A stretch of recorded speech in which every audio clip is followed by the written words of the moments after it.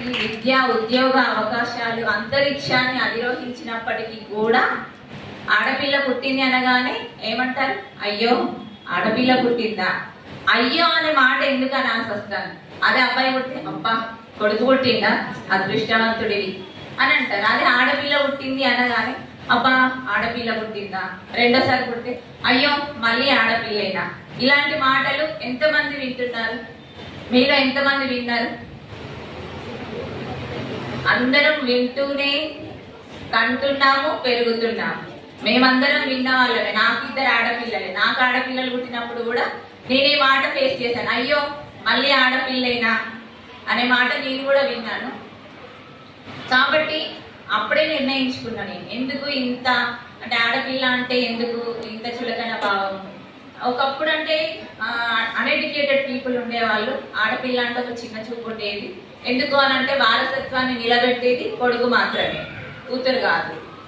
ఎవరింటికో ఇస్తాము, పెళ్లి చేసుకొని వెళ్ళిపోతుంది. ఆడపిల్ల అంటే అక్కడి పిల్లే కానీ ఇక్కడి పిల్ల కాదు అనే రోజులు ఉండేవాళ్ళు. కట్నము అనే ఒక చిన్న చూపు ఉండేది. కానీ ఇప్పుడు ఎడ్యుకేటెడ్ పీపుల్ కూడా ఆడపిల్ల అంటే చిన్న చూపు ఎందుకు చూస్తున్నారు అని అంటే, ఇప్పుడున్న సమాజంలో నేను అబ్జర్వ్ చేసినంత వరకు ఆడపిల్ల అంటే అభద్రతా భావం ఉంటుంది అని ఒక ఆలోచనలో ఆడవాళ్ళం మనమే ఆడపిల్లల్ని వద్దు అనుకునే పరిస్థితిలో ఉన్నాం. అమ్మే ఆడపిల్లను వద్దు అని అభాషణ చేయించుకునే పరిస్థితిలో ఉంది. ఎందుకు? అభద్రతా భావం. ఆడపిల్ల కడుపులో ఉన్నప్పటి నుంచి కాటికి పోయే వరకు ప్రతి క్షణం ఒక అభద్రతా భావం. కడుపులో ఉన్నప్పుడు అభాషణ చేస్తారేమో అని ఒక అభద్రతా భావం. పాప పుట్టిన తర్వాత ఒకప్పుడైతే ఒక ఏజ్ వచ్చిన తర్వాత మాత్రమే మనం భయపడేవాళ్ళం.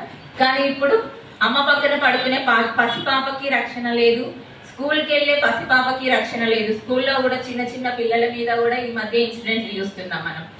తర్వాత కాలేజీకి వెళ్తే అక్కడ ప్రేమ వేధింపులు, సరే అటో ఇటో పెళ్లి చేసేస్తే వరకట్న వేధింపులు. ఇలా ప్రతి క్షణం ఒక అభద్రత భావంలో బ్రతకాల్సిన పరిస్థితులు ఉంది. కాబట్టి ఆడపిల్లను వద్దు అనుకుంటున్నారు. ఇప్పటి సమాజంలో తల్లిదండ్రుల ఆలోచన వద్దు అనుకోవడానికి ఆడపిల్ల అయితే రక్షణ కల్పించాలి పుట్టినప్పటి నుండి చచ్చిపోయేంత వరకు. కాబట్టి ఆడపిల్లను వద్దు అనుకుంటున్నాం. అలాంటి అభద్రత భావాన్ని మనం పోగొట్టాలి. ఇప్పుడు మనం